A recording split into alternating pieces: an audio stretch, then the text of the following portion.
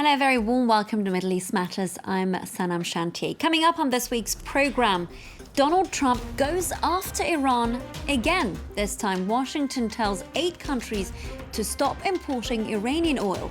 The move could also shake the global oil industry.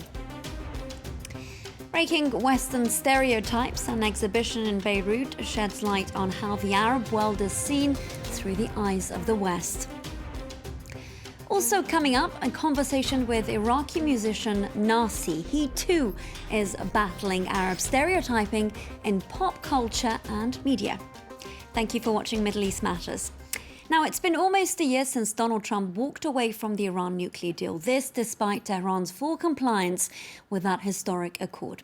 As part of its so-called maximum pressure campaign, Washington is now threatening to impose sanctions on a handful of countries unless they stop buying oil from the Islamic Republic. Iran, for its part, has responded saying the US has made a bad mistake by using oil as a weapon. There's a plug in the pipeline, and it's another punishment from Washington for Tehran. US President Donald Trump now wants to completely shut down Iranian oil exports and choke the country's main source of revenue. All countries that continue to buy Iranian oil have to stop doing so by the 1st of May or face US sanctions. We're going to zero across the board. We will continue to enforce sanctions and monitor compliance. Any nation or entity interacting with Iran should do its diligence and err on the side of caution. The risks are simply not going to be worth the benefits. 8 economies were granted exemptions last November, of which 3 have already stopped importing Iranian oil. The remaining 5, India, China, Japan, South Korea and Turkey, will not see their waivers renewed. Tehran has cried foul, calling the US sanctions illegal. Iran's oil exports have dropped by more than half to about 1 million barrels per day since the US reimposed sanctions last year. Global oil prices surged following the latest announcement, but Trump is said to be confident that Saudi Arabia and the UAE will compensate for the shortfall in the oil market. Next to Beirut and the hottest ticket in town, an exhibition that's taking on Arab stereotypes. Thief of Baghdad explores how the Arab world has been represented in Western cinema throughout the 20th century. And it touches on classics like Aladdin, as well as lesser-known Orientalist adventures. Now, our correspondent Leila Alan went to meet the show's curator to find out more.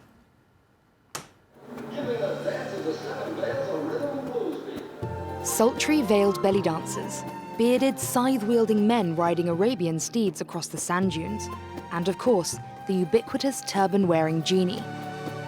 This display of more than 100 vintage film posters evokes every Arab world cliché in flamboyant style. This image again reflects the idea of the horses and of the harem of sexy women.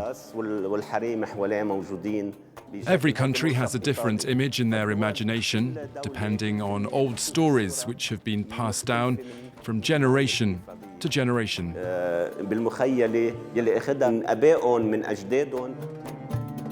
Thief of Baghdad presents a century of Arab depiction under a Western gaze, from films as early as 1910.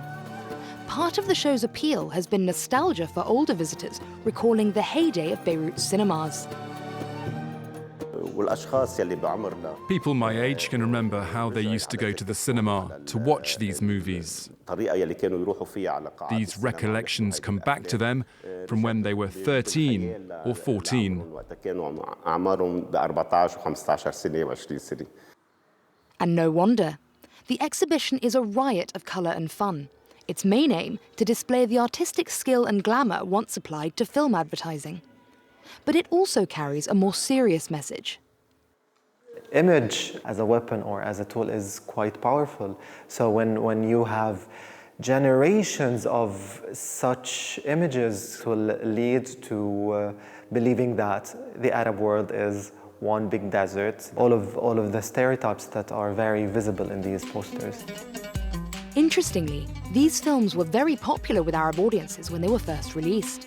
But for young, highly educated Arabs, the stereotypes they reinforce are problematic. Beyond the comical characters, they see a legacy of objectification that still has an impact today. Now to an Iraqi musician who's trying to create a space for voices of the Arab community so that they can represent themselves instead of having their image defined by mainstream media. Over the years, Yassin Alsalman, also known as Narcy, has become the unofficial spokesperson for the new generation of Arabs living abroad. And he's worked with prominent artists in the region, including Yasmine, Hamdan and Mashrou, Leila. Let's take a look at one of his songs, Free. We are free.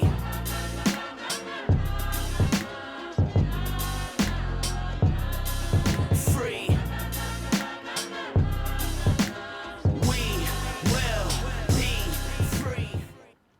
Yassin, thanks so much for being with us. Now, you've actually lived in Canada most of your life. Where does this strong sense of responsibility and identity come from? I think like many people in the diaspora, we seek for an identity that we cannot have, and we define it very much by the positive influences that these cultures have played in our life. You know, my mother was very much pro returning home, or very, longed for an Iraq my whole life. And my father had sort of the opposite to that. So when I started making art and 9/11 happened, we had to find a way to identify ourselves in public versus a huge wave of negative identification or personification. So I used my art to very much discover who I was in relation to Iraq. And then as I progressed into the expression of the arts, I found a way to be more proactive in representing my people through my work. And it allowed me to sort of keep my foot planted on both sides of the world and really engage with both sides of the world with my work. I'd like to briefly talk to you about your hometown, Montreal, which has had an impact on your work because, like us in Paris, there are constant debates and conversations over everything from immigration to the hijab, and frankly, that list goes on. Yeah, Montreal is very much in flux identity-wise, just like we are in the diaspora. So living in a city that is attempting to define itself within the makeup of a larger nation of Canada was one thing that allowed us space to identify ourselves. It gave us this place that really related to us. But at the same time, there's this kickback coming in from the governing powers about hijab or Muslim representation or a large wave of immigrants being a problem. And this, in a way, aided us to really start writing and creating around this idea of belonging, and it helped us define ourselves even further. So it's a gift and a curse in a way. You know, Canada is a very interesting place, but Montreal in itself, or Quebec, is very much a shifting narrative around who we are as a people and as a nation and citizens. Yassin, I want to show our viewers a clip of your song Spacetime with Mashrou, Leila. We can talk about it afterwards.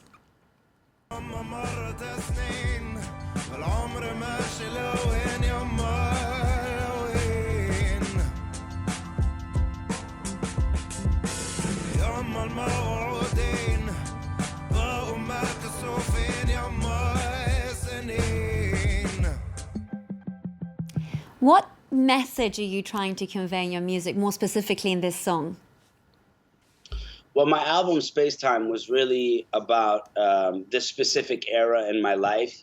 You know, I had lost my grandfather last year and I have kids now. So it was very a personal approach towards identifying myself as an artist.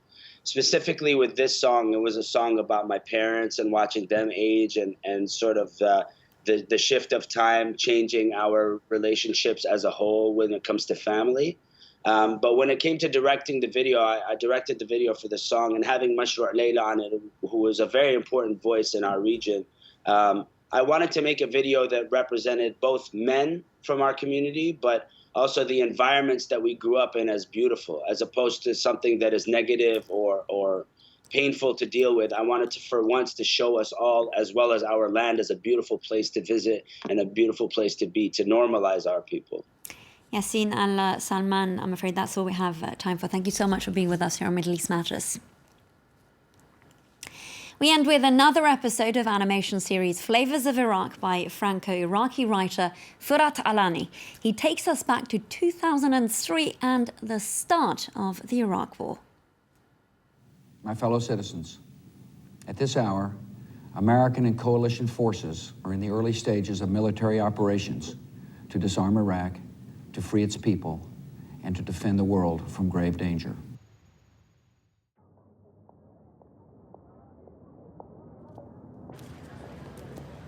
I'll never forget the night of March 19th, 2003. I couldn't stay at home in Nanterre. I didn't want to see the pictures of the first bombs falling over Baghdad. I needed to get away. But Iraq always finds me.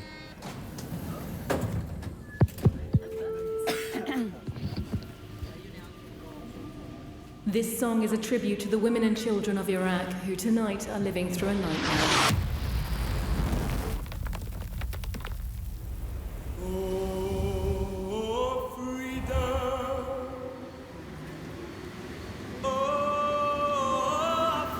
It had been 8 years since I last visited Iraq. I was 9 years old the first time I went. A war had just ended. A year later, we saw a new conflict begin. I discovered the meaning of the word embargo. That particular one had been going on for 12 years. The population was worn out. Then came 9/11. For George W. Bush, Saddam was to blame. That day, the American president declared that Iraq was a part of the axis of evil. Another war, and it's Iraqi civilians who would pay the price.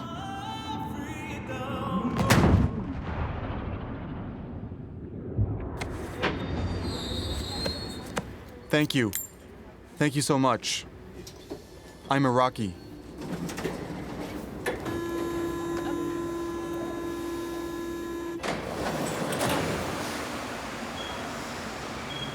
That night, once again, Baghdad was on fire.